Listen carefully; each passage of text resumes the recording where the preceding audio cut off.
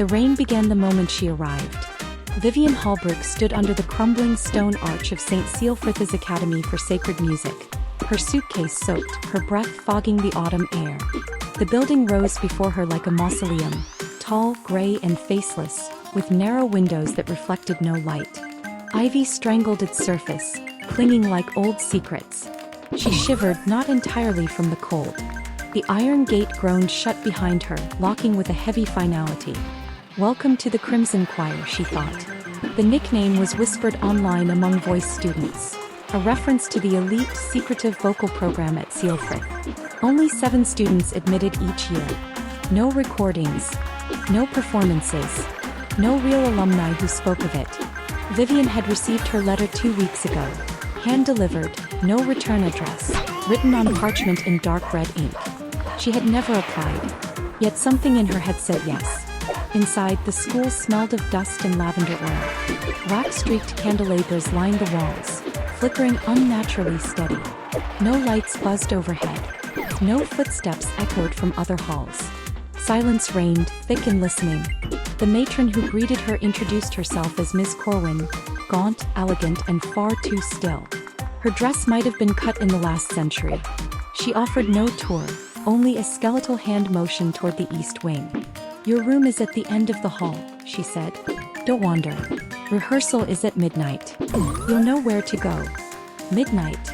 Miss Corwin smiled, but her eyes didn't. When else does one raise their voice to what's beneath?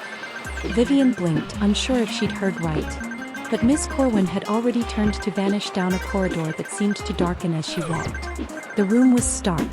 A narrow bed, a wooden desk, and a wardrobe carved with angels holding knives. No mirror. No clock. The windows were sealed with red velvet drapes that refused to open. He slept poorly.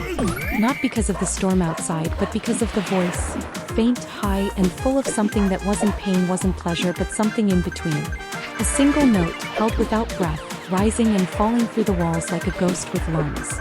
At midnight, a bell rang. But not from the tower. It rang in her bones. She rose, dressed quickly, and opened her door, finding the hallway entirely changed. It was longer now, lined with candles and alcoves that hadn't been there before. The carpet beneath her feet was wet. She followed the sound. Down staircases that didn't exist during the day. Past rooms that hummed with silence. Finally, through an arched stone passage that opened into a crypt-like auditorium. There were 6 others already seated in the semicircle, all in black, all silent. No one looked at one another. At the center stood a conductor in crimson robes, face hidden by a hood. On a pedestal before him, a single sheet of music. Vivien approached the 7th seat. As she sat, the conductor raised a gloved hand. The students inhaled in unison. Then they began to sing. But not with words. Not with melody as she knew it. They sang in between the notes. Strange microtonal shifts that made the ear ripple, harmonics that shouldn't have been possible by human throats. Her chest vibrated. Her vision blurred. Her throat opened, not by will but by something deeper. And she joined them. Her voice, usually soft and uncertain, now soared with impossible clarity. The notes poured out of her like water, each tone threading into the others. The sound wove the space into something other. Candles bent backward. Stone wept. A red glow emerged behind the altar. And then it stopped. The conductor lowered his hand. The music vanished. No one spoke. The other students rose and departed in silence. Vivien tried to follow, but the conductor's hand shot out, gripping her wrist with unnatural strength. "You've sung it before," he rasped. Vivien's blood froze. "What?" "The blood song. You know its root. You've heard the true tones." I don't know what you're talking about." He tilted his head slowly, as if listening to something inside her. "Your voice is marked," he said at last. "The choir will open. It always does for those of the right blood." And then he let go. Back in her room, she opened her wardrobe and found something strange tucked into the back behind her clothes. A book bound in red leather. There was no title. Inside it was blank, save for a few bars of handwritten music on the final page. He touched the notes, and heard a whisper not in her ears but her throat. "Sing and I will answer." She slammed the book shut. Something behind her mirrorless wall laughed. The red leather book sat untouched on her desk, but Vivien couldn't look away from it. Sleep had not come. The whisper still lingered. "Sing and I will answer." It hadn't been a thought. It had been within her like a second breath. A second voice. She opened the window drapes in frustration. The stone behind them was solid. No glass. No view. No way to know if it was still night or if morning had dared return. When the bell rang again, not from above but from below, she obeyed without protest. This time the path to the rehearsal room had changed. The carpets were gone. The walls were darker. The candle flames leaned toward her as she passed, as if curious. At the base of the stairs, the conductor waited again, motionless, faceless beneath the crimson hood. The others arrived one by one, wordless as before. She tried to meet someone's gaze. A boy with high cheekbones, a girl with a scar beneath her eye, but none acknowledged her. None even blinked. As if they sang not with her but through her. Tonight the score had changed. The music now spanned 3 pages, each note more jagged than the last. Black slashes of ink like claws tearing through the staff. Beneath the staves, handwritten Latin. Ad vocem octavum apparitor porta. At the 8th voice, the gate opens. The conductor raised his hand, and they began. Vivien didn't choose to sing. The sound rose from her chest like an exorcism. Her voice threaded through the 6 others, and as the final chord formed, she felt something shift. The room bent inward. The ceiling pressed closer. The ground beneath her seat pulsed like flesh. And then, a 7th singer appeared. No one else seemed to notice. He stood at the back of the room, barefoot, mouth sewn shut with thread-like dark hair. His eyes were white as bleached parchment, and they stared only at her. Vivien's voice cracked. The sound collapsed. Silence fell like a blade. The conductor snapped his fingers. Once. The choir dissolved. The others left. Vivien remained frozen in her seat. "You saw him," the conductor said, finally turning toward her. His face remained hidden. "You heard the silence where he stands." She nodded slowly. He exhaled through the hood, not a sigh but something heavier. Resigned. "You are not the first. But you may be the last." "Who is he?" she whispered. But the conductor was already walking away. That night, Vivien opened the red book again. More pages were filled now. She hadn't written them. The ink was fresh. Lines and lines of musical notation. And then, the choir was once 9. Now 7 sing. The 8th waits. The 9th is lost. The mirrorless wall behind her desk shuddered and cracked. Hairline fractures ran across the stone like veins. And from behind it, a humming sound began to seep. Not loud, but persistent. A chord without resolution. A presence made of vibration. Vivien backed away, but the red book burned in her hands now. Not with heat, but with pressure, as though it wanted to be sung. "Sing and I will answer." She opened her mouth. And the note emerged. It was soft at first. Then sharp. Then aching. A minor second wrapped in a diminished 5th. Bleeding into something ancient and off-key. The sound echoed into the cracked wall, and something behind it moved. The cracks widened. A thin, pale finger pushed through. Vivien stumbled back, choking the note. The wall sealed itself instantly as if gasping shut. The book fell to the ground, pages blank once more. She didn't sleep. But someone sang in her room all night. Not her. The next day she finally found one of the other students alone. A girl named Mira, the one with the scar. Vivien cornered her near the chapel stairwell, where sun should have shone through the stained glass but didn't. "You've seen him too," Vivien said. Mira looked at her with something between pity and fear. "He chooses a singer every generation," Mira said. "One who carries the 8th note. It's not a voice. It's a key." "To what?" "To something sealed beneath this place since long before it was an academy." Vivien's heart thudded. "What happens if I don't sing it?" Mira looked away. "You'll scream it anyway. In time." And then she left. At midnight the bell rang again. This time Vivien didn't go to rehearsal. Instead she followed the sound deeper into the west wing, where the walls grew damp and the air hung with mildew.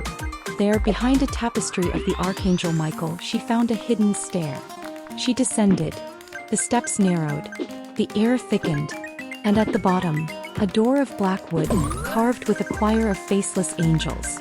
The 8th voice waited beyond. He touched the door. It opened without a sound.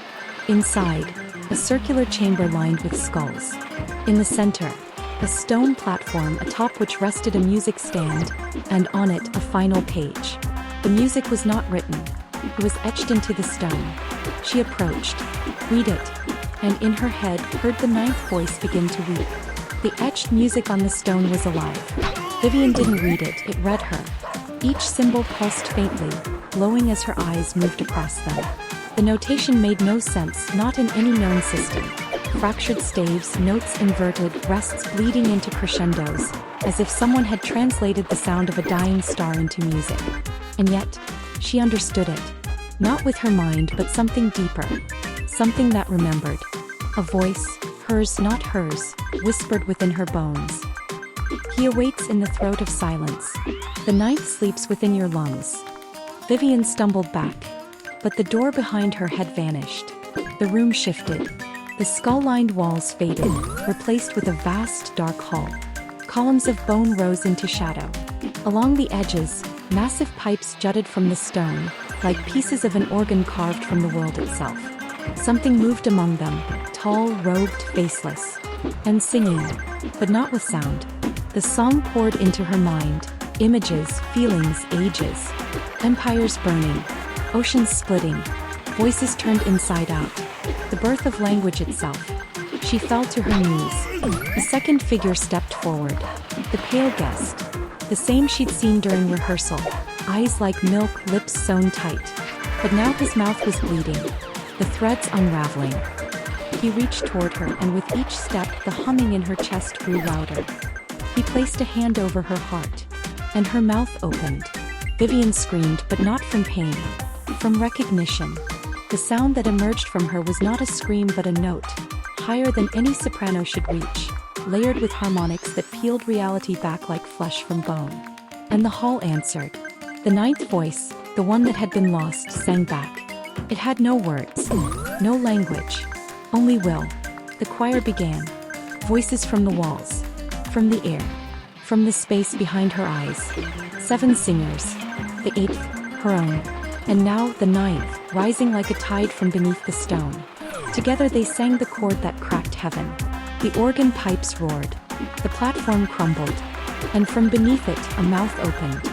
Not metaphor, a literal mouth, vast, wet, and ancient, carved into the bedrock of the world.